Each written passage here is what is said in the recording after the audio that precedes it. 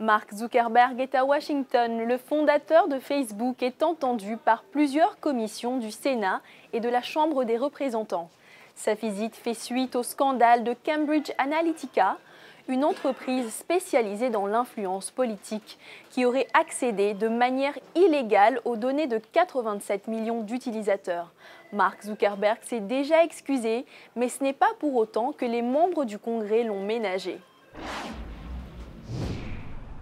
Mark Zuckerberg admet qu'il s'est trompé et reconnaît son erreur. Nous n'avons pas suffisamment eu une vue d'ensemble sur notre responsabilité, et ça, c'était une grosse erreur. Oui, c'était mon erreur.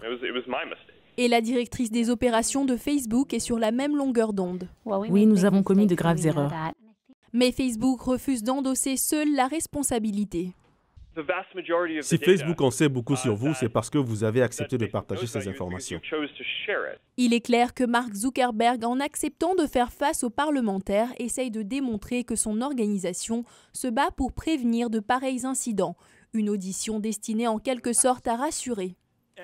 Si quelqu'un utilise des données de façon abusive, nous allons le bannir de Facebook et informer les personnes concernées. Mais pour l'analyste Joseph Jérôme, les mesures à mettre en place ne sont pas si évidentes. Aux États-Unis, une bonne partie de ce qu'il y a sur Internet, y compris sur des plateformes comme Facebook et les autres applications, tout ça s'autorégule en quelque sorte. Résultat, les entreprises de technologie ne payent pas le prix fort pour leur mauvais comportement. Et ces affaires impliquent toujours le partage des données avec les utilisateurs tiers. En dépit du manque de transparence, Sheryl Sandberg de Facebook continue de vanter les bienfaits de l'utilisation des réseaux sociaux. Nous croyons en un monde où les gens peuvent partager et expérimenter des choses ensemble, mais nous n'avions juste pas assez pensé au côté négatif. Un côté négatif face auquel le patron de Facebook s'est retrouvé nez à nez lors de l'audition de mardi. Seriez-vous confortable avec l'idée de partager avec nous le nom de l'hôtel dans lequel vous avez passé la nuit? Non. Si vous avez écrit des messages à quelqu'un cette semaine, pourriez-vous partager avec nous les noms de ces personnes?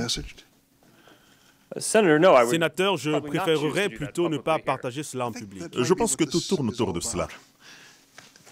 Le respect de la vie privée. Mais Zuckerberg a promis que les choses vont changer. Plus de transparence avec les utilisateurs de Facebook devrait donc être l'étape suivante. L'Américain lambda n'a aucune idée de ce dans quoi il s'est embarqué. Avez-vous vu le terme et conditions d'utilisation? Je suis avocat et je n'ai même pas compris le premier paragraphe. Cependant, certains sénateurs reconnaissent la nécessité pour Facebook de monétiser la collecte des données personnelles avec des publicités ciblées. Dans la vie, rien n'est gratuit. Si vous voulez utiliser une plateforme sans payer, cela implique un échange d'une autre nature. Quoi qu'il en soit, le témoignage de Mark Zuckerberg au Congrès a déjà permis de raviver le débat autour du besoin de créer des lois pour révéler ces publicités et protéger la vie privée. À l'issue de ces 2 jours d'audition au Congrès, Mark Zuckerberg doit maintenant avoir une idée précise de ce qui pourrait attendre Facebook et les autres réseaux sociaux s'ils ne prennent pas plus au sérieux la protection des données personnelles des utilisateurs. Dili Diko, VOA Afrique, Washington.